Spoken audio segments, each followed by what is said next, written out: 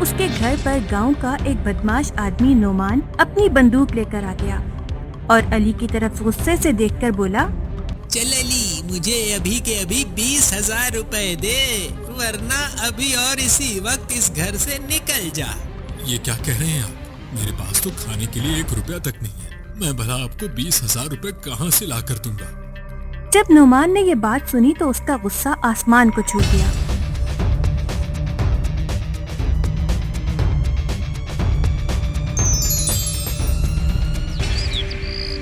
میر پور نام کا ایک گاؤں تھا۔ سردار جہانگیر کے گھر کے باہر چوکیدار پہرا دے رہے تھے کہ اچانک ایک بوڑھی عورت وہاں آ پہنچی۔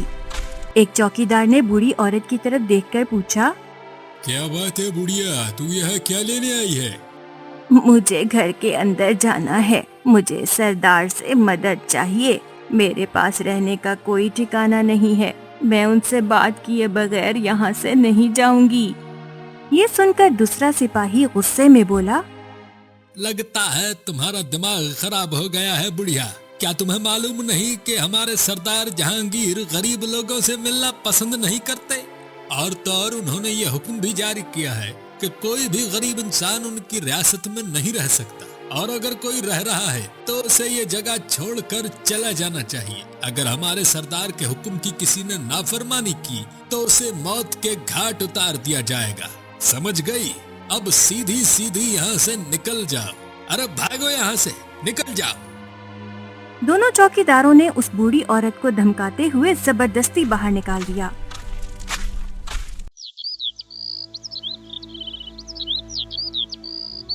وہیں ایک چھوٹے سے گاؤں میں علی اور ماریا نام کے غریب میاں بیوی رہتے تھے۔ علی بیچارہ دن بھر چودھری کے کھیت میں کام کیا کرتا تھا۔ ایک دن علی کام پر جا رہا تھا کہ اسی وقت اس کی بیوی ماریا نے اسے کہا، سنیے جی، آپ چودھری صاحب کے کھیتوں میں سارا دن محنت کرتے ہیں، جس کے بدلے میں وہ آپ کو برائے نام تنخواہ دیتا ہے، اور بھی مزدور چودھری کے یہاں سارا دن محنت کرتے ہیں، لیکن ان کے ساتھ تو ایسا نہیں ہوتا۔ ہاں تم بالکل ٹھیک کہہ رہی ہو ماریا، لیکن میں کیا کر سکتا ہوں؟ ٹھیک ہے، تم فکر مت کرو ماریا، میں آج ہی چودھری صاحب سے اس بارے میں بات کرتا ہوں۔ آپ چودھری سے زیادہ پیسے کیوں نہیں مانگتے؟ اس کے کھیتوں میں اور بھی مزدور کام کرتے ہیں، انہیں آپ سے زیادہ پیسے ملتے ہیں، گھر میں راشن بھی ختم ہو گیا ہے، اور ہم دونوں 2 مہینے سے رات کو بھوکے ہی سوتے ہیں۔ ٹھیک ہے، تم فکر مت کرو ماریا، میں آج ہی چودھری صاحب سے اس بارے میں بات کرتا ہوں۔ علی چودھری کے کھیت میں جا کر کام کرنے لگا۔ شام کے وقت علی چودھری کے گھر میں گیا اور بولا، چودھری صاحب، مجھے آپ سے کچھ بات کرنی ہے۔ کیا بات کرنی ہے علی؟ جلدی بولو، تم جانتے ہو کہ مجھے تمہاری شکل بھی نہیں دیکھنی، میں تو بس تم سے مجبوری میں کام کروا رہا ہوں۔ چودھری صاحب، میں آپ کے کھیتوں میں دن رات سخت محنت کرتا ہوں، ہر روز آپ کی فصلوں کی دیکھ بھال کرتا ہوں، انہیں پانی دیتا ہوں، وقت پر جڑی بوٹیوں کو ہٹاتا ہوں، کھاد بھی دیتا ہوں، اور وقتاً فوقتاً ہر کام کرتا ہوں، مگر آپ مجھے بہت کم مزدوری دیتے ہیں۔ ارے بس کر دو، میں بھولا نہیں ہوں وہ دن جو تم نے میرے کھیتوں سے اپنے لیے اناج چوری کیا تھا، وہ تو بھلا ہو بلال کا جو اس نے مجھے وقت پر بتا دیا۔ چودھری صاحب، میں آپ کو کتنی دفعہ کہہ چکا ہوں کہ میں نے آپ کے کھیتوں سے کبھی اناج کا ایک دانہ بھی چوری نہیں کیا، میں آپ کی منت کرتا ہوں کہ مجھے بھی باقی مزدوروں جتنی تنخواہ دیا کریں۔ بکواس بند کرو اپنی، ارے میں تو چاہتا ہوں کہ تمہیں ذلیل کر کے مفت میں اپنے کھیتوں میں کام کرواؤں، ارے تمہیں تو میرا احسان ماننا چاہیے کہ میں تم سے کام لیتا ہوں۔ ایسا مت کہیں چودھری صاحب، میرے گھر میں میری بیوی بھی ہے جو بھوکی ہے، اگر آپ نے مجھے کام سے نکال دیا تو ہم بھوکے مر جائیں گے۔ میں تمہیں صاف لفظوں میں کہہ رہا ہوں، یہاں سے نکل جاؤ علی، اب میں تمہاری شکل مزید برداشت نہیں کر سکتا، نکل جاؤ۔ اتنا کہہ کر چودھری نے علی کو اپنے گھر سے باہر نکال دیا۔ علی کو اداس دیکھ کر اس کی بیوی بولی، کیا ہوا علی، آپ کا چہرہ کیوں اداس ہے؟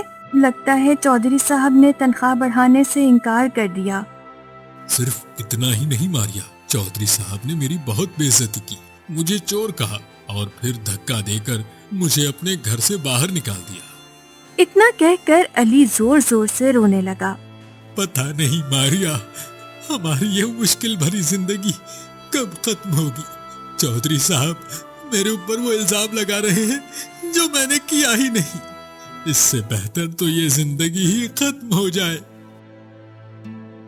علی روتے روتے ہی سو گیا۔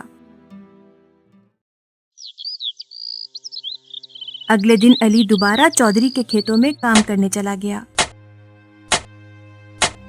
پھر جب وہ کھیت میں ہل چلانے ہی والا تھا کہ اچانک چودھری آ گیا اور بولا، علی، مجھے اب تمہاری کوئی ضرورت نہیں۔ میں کچھ سمجھا نہیں چودھری صاحب۔ مجھے اب تم سے کوئی کام نہیں کروانا۔ اس سے پہلے کہ میں کل کی طرح تمہیں ذلیل کروں، تم خود ہی میرے کھیت سے چلے جاؤ۔ علی چپ چاپ چودھری کے کھیت سے چلا گیا اور ایک سنسان جگہ پر بیٹھ گیا۔ اے اللہ، چودھری صاحب نے مجھے نوکری سے نکال دیا، اب میں کیا کروں؟ خالی ہاتھ بیٹھا تو گھر کیسے چلے گا؟ مجھے اب گاؤں والوں سے جا کر کام مانگنا چاہیے۔ علی اس گاؤں میں ہر گھر کے چکر لگانے لگا، مگر کوئی بھی اسے کام پر رکھنے کے لیے راضی نہیں تھا۔ علی بیچارہ منہ لٹکا کر شام کو گھر واپس آ گیا اور ساری بات اپنی بیوی کو روتے ہوئے بتائی۔ پتہ نہیں ماریا، اللہ ہمارے کون سے عمل سے ناراض ہو گیا ہے، ہماری مشکلیں ختم ہی نہیں ہو رہی۔ آپ صبر رکھیں جی، اللہ پر بھروسہ کریں، دیکھنا ایک دن سب کچھ ٹھیک ہو جائے گا۔ علی اور اس کی بیوی دوبارہ بھوکے ہی سو گئے۔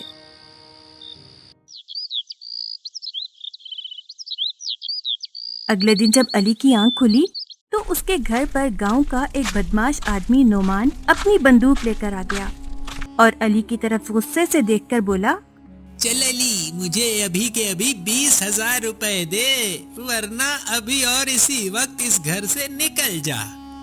یہ سن کر علی اور ماریا بالکل حیران اور خوفزدہ ہو گئے۔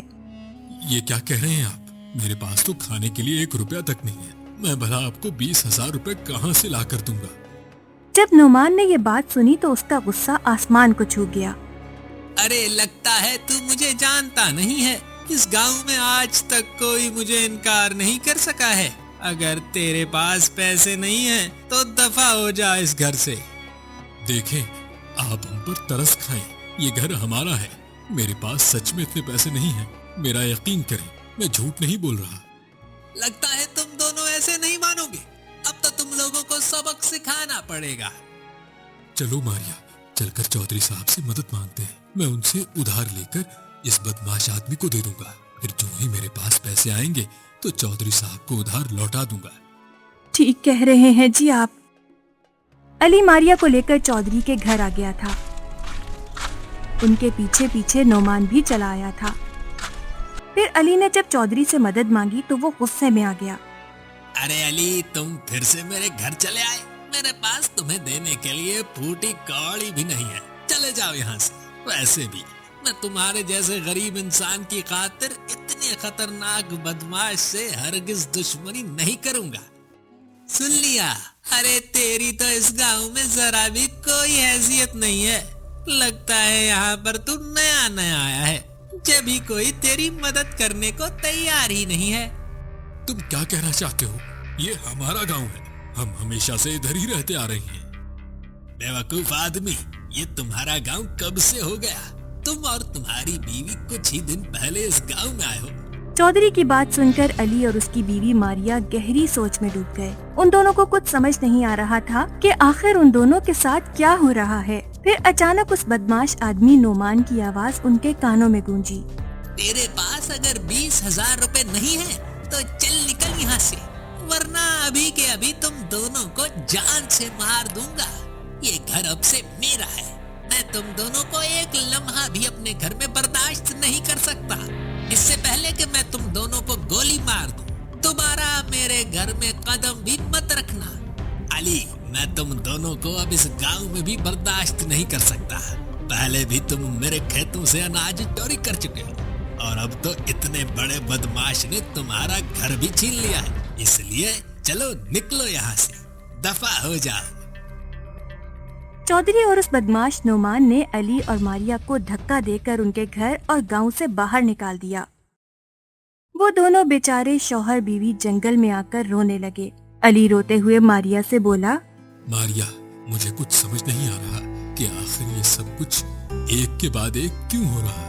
और सबसे बड़ी हैरत की बात ये है कि चौधरी साहब ने ऐसा क्यों बोला कि हमें इस गांव में आए कुछ दिन हुए हैं। कहीं ये चौधरी साहब ने हमें गांव से निकालने के लिए झूठ तो नहीं बोला, या फिर वो सच कह रहा है। अब ये तो नहीं पता, लेकिन फिक्र मत करो मारिया, हर रात के बाद दिन जरूर आता है। हमारे भी बुरे दिन खत्म हो जाएंगे। देखना, एक दिन जरूर आएगा जब हम भी खुशी के दिन देखेंगे। अली अपनी बीवी मारिया के साथ जंगल के एक छोटे से गार में ही अपनी जिंदगी गुजारने लगा। वो बेचारा दिन भर जंगल में घूमता और दरख्त के पत्ते तोड़कर पानी में उबालकर खा लेता। इसी तरह वो दोनों मियाँ बीवी अपना पेट भर लेते। एक दिन मारिया अली से बोली, आखिर हम दोनों कब तक दरख्त के पत्ते उबाल कर खाते रहेंगे? ये तो बहुत घना जंगल है, पर इस घने जंगल में बहुत से फल और सब्जियां भी होंगे। आप कुछ फल तोड़ कर क्यों नहीं ले आते? अरे मारिया, अब मैं तुम्हें क्या बताऊं? जब भी मैं ताज़ा फल तोड़ने जाता हूं, तो फल मेरे हाथ में आते ही गायब हो जाता है। मैं आखिर क्या करूं? एक दिन अली जंगल में उदास बैठा था कि अचानक उसकी नजर एक बूढ़ी औरत पर पड़ी। अल्लाह, पता नहीं मैं इस मुसीबत से कब निकलूंगा। शायद मुझे इस बूढ़ी औरत से मदद मांगनी चाहिए। अली फौरन उस बूढ़ी औरत के पास गया और बोला, सलाम अम्मा, मुझे आपकी मदद चाहिए। मैं और मेरी बीवी बहुत मुश्किल में हैं। हम दोनों कई हफ्तों से इस जंगल में हम मुसीबतों भरी जिंदगी गुजार रहे हैं। मेहरबानी करके हमारी थोड़ी मदद कर दीजिए। बूढ़ी औरत ने आंखें खोलकर अली की तरफ देखते हुए कहा, बेटा, तुम्हारी मदद मैं सिर्फ एक शर्त पर करूंगी। तुम दोनों को मेरे लिए एक हफ्ते के अंदर अंदर जंगल में ही एक झोंपड़ी बनानी होगी। अगर तुम दोनों एक हफ्ते में ये काम कर लोगे तो मैं जरूर तुम्हें तुम्हारी मुसीबत भरी जिंदगी से निकालने का कोई न कोई तरीका बताऊंगी। जी अम्मा, मैं तैयार हूँ। अली उस बूढ़ी औरत को गार में ले आया और अगले दिन से ही उसने मारिया के साथ मिलकर झोंपड़ी बनानी शुरू कर दी थी। और ठीक एक हफ्ते की सख्त मेहनत के बाद उसने बूढ़ी औरत के लिए झोंपड़ी तैयार कर ली थी। मैं वाकई तुम दोनों की मेहनत देखकर बहुत खुश हो गई हूँ और तुम्हें तुम्हारी परेशानी से निकालने का एक तरीका बताती हूँ। तुम पड़ोसी रियासत के सरदार बाबर के पास जाओ। सुना है वो तुम जैसे गरीबों की बहुत मदद करता है। तुम्हें जाकर उनसे मदद मांगनी चाहिए। अरे हाँ, आप बिल्कुल ठीक कह रहे हैं। पता नहीं ये बात मेरे जहन में पहले क्यों नहीं आई। मैं अभी इसी वक्त वहाँ जाने के लिए निकलता हूँ। अली उसी वक्त पड़ोसी रियासत की तरफ पैदल चल पड़ा। कुछ देर बाद अली सरदार बाबर के सामने खड़ा था। अली उस सरदार से कुछ कहने ही वाला था कि तभी सरदार ने अली की तरफ गुस्से से देखा और बोला, कौन हो तुम और मेरे घर में किस लिए आए हो? माफ कीजिएगा सरदार, मैं एक बहुत ही गरीब आदमी हूँ। मेरी गरीबी का आप इसी बात से अंदाजा लगा सकते हैं कि मुझे अपनी बीवी के साथ एक छोटी सी गार में रहना पड़ रहा है और हम दोनों काफी अरसे से दरख्त के पत्ते उबाल उबाल कर खा रहे हैं। क्यों, जंगल में क्या फल उगना बंद हो गए हैं? तुम कोई मजदूरी क्यों नहीं करते? सरदार, अब मैं आपको क्या बताऊं, जब भी मैं किसी फल को हाथ लगाता हूँ वो फल पता नहीं क्यों अचानक से गायब हो जाता है। ये सुनकर सरदार का गुस्सा सातवें आसमान को छूने लगा। बकवास बंद करो तुम, अभी इसी वक्त यहाँ से निकल जाओ। तुम कह रहे हो कि हाथ लगाते ही फल गायब हो जाता है। भला ऐसा कैसे हो सकता है? इसका मतलब है कि तुम मुझसे झूठ बोल रहे हो। ऐसा मत कहिए सरदार, ऐसा मत कहिए। अगर आप मेरी मदद नहीं करेंगे तो मैं कहाँ जाऊंगा, किससे मदद मांगूंगा? मेहरबानी करें मुझ पर, तुम वहीं जाओ जहाँ से आए हो। इतना कहकर सरदार ने अपने नौकरों से कहा, देखते क्या हो, इस इंसान को फौरन धक्का देकर मेरे घर से बाहर निकाल दो। सरदार बाबर की बात सुनते ही उसके नौकरों ने अली को धक्का देकर वहाँ से बाहर निकाल दिया। ये देखकर सरदार बाबर की बीवी रिदा बोली, आप तो पूरी रियासत में मेहरबान सरदार के तौर पर मशहूर हैं, फिर आपने इस शख्स की मदद क्यों नहीं की? पता नहीं रिदा, मुझे उसे देखकर कुछ अजीब सा महसूस होने लगा। खुद मुझे समझ नहीं आ रहा था कि आखिर मुझे ऐसा क्यों लगने लगा। अरे शायद आपने उसे ठीक से नहीं देखा। क्या आपको नहीं लगता कि उसकी शक्ल आपके भाई जहांगीर से बहुत ज्यादा मिलती है, जो आपसे झगड़ा करके हरिपुर में अलग रियासत बनाकर रह रहा है? ये सुनकर सरदार बाबर ने हैरत से रिदा से कहा, हाँ, तुमने बिल्कुल सही कहा रिदा। जब मैंने उसे पहली बार देखा था तो मुझे भी अपने छोटे भाई जहांगीर की ही याद आई थी, मगर मुझे खबर मिली है कि जहांगीर काफी दिनों से अपने घर से लापता भी है। हम अभी और इसी वक्त जहांगीर की रियासत जाएंगे और वहाँ जाकर मालूम करेंगे कि सरदार जहांगीर अपने घर वापस आया है या अभी भी लापता है। वो जैसा भी हो, आखिर है तो मेरा भाई ही। अली बेचारा मुंह लटकाकर शाम को घर वापस आ गया। अली को रोता देखकर उसकी बीवी मारिया अली से बोली, मुझे पता है कि सरदार बाबर ने भी आपकी कोई मदद नहीं की होगी। आप बिल्कुल ठीक कह रहे हैं, मैं भी यही सोच रही थी। हाँ, पता नहीं मारिया, हमारी किस्मत में क्या लिखा है। जहाँ भी जाता हूँ सिर्फ बेइज्जती ही मिलती है। तुमने बिल्कुल सही कहा सरदार, तुमने बिल्कुल सही कहा। सरदार बाबर ने भी मेरी मदद नहीं की, बल्कि धक्के देकर घर से बाहर फेंक दिया। मेरे लिए ये जिंदगी जीना मुमकिन नहीं रही है मारिया। बेहतर होगा हम दोनों अपने ही हाथों अपनी जिंदगी खत्म कर दें। अली और मारिया अपनी गार से बाहर निकले तो एक फातिमा नाम की लड़की उनके पास आती है। वो दोनों की तरफ देखते हुए बोली, माँ, अब्बू, मैंने आपको हर जगह तलाश किया, लेकिन आप लोग मुझे कहीं नहीं मिले। ये सब तो सरदार बाबर की मेहरबानी है। उन्होंने बताया कि आप उनके घर में मदद लेने गए थे। फातिमा की बात सुनकर अली और मारिया दोनों हैरत में पड़ गए। तुम्हें जरूर कोई गलत फहमी हुई है। अब्बू, आप ऐसी बातें कैसे कर सकते हैं? आप मेरे वालिद और हरिपुर रियासत के सरदार जहांगीर हैं। उसी वक्त वहाँ पर वो बूढ़ी औरत आ गई। फातिमा बिल्कुल सही कह रही है। अली, तुम कोई आम इंसान नहीं हो, बल्कि एक सरदार हो, और मैं तुम्हारी सगी माँ हूँ। मैं कुछ समझा नहीं अम्मा। मेरा मतलब ये है अली कि तुम्हारा नाम अली नहीं बल्कि सरदार जहांगीर है। तुम एक मगरूर और जालिम सरदार थे। तुम और तुम्हारी बीवी मारिया ने मेरे दूसरे बेटे बाबर के साथ झगड़ा किया और हमें छोड़कर दूसरी रियासत बना ली। तुम्हें गरीबों की शक्ल देखना भी पसंद नहीं था। तुमने हुक्म दिया कि रियासत के तमाम गरीब और फकीरों को रियासत से बाहर निकाल दिया जाए। मैं इसी बात पर तुम्हें समझाने के लिए तुम्हारे घर आई थी, लेकिन तुम्हारे नौकरों ने मुझे तुम तक पहुंचने ही नहीं दिया और धक्का देकर घर से बाहर निकाल दिया। मुझे समझ में आ गया कि ना सिर्फ तुम और तुम्हारी बीवी तकब्बुर में डूबे हुए हो, बल्कि तुम्हारे सारे नौकर भी ऐसे ही हैं। तुम सबको सबक सिखाने के लिए मैंने तुम्हें बद्दुआ दी, जिससे तुम और तुम्हारी बीवी अपनी याददाश्त खो बैठे और अपनी रियासत छोड़कर इस गांव में भटकने लगे, जहां से तुम्हें धक्के देकर बाहर निकाला गया। उस बूढ़ी अम्मा की बात वो दोनों बड़े ध्यान से सुन रहे थे। वो मारिया की तरफ देखकर मुस्कुराकर बोली, मैं तुम्हें और तुम्हारे शौहर को सबक सिखाना चाहती थी और तुम दोनों को ये बताना चाहती थी कि गरीब की जिंदगी कितनी मुश्किलात से भरी होती है, और मुझे लगता है कि तुम दोनों को ये बात समझ आ गई है। मुझे पता है कि तुम दोनों खुदकुशी करने वाले थे। उस जिंदगी से तंग आकर जो तुम दोनों खुदकुशी करने जा रहे थे, वही मुश्किल भरी जिंदगी गरीब आदमी रोज जीता है। उतना कहते ही उस बूढ़ी औरत ने कोई दुआ पढ़ी, जिसके बाद अली और मारिया सरदार और सरदारनी के रूप में आ गए।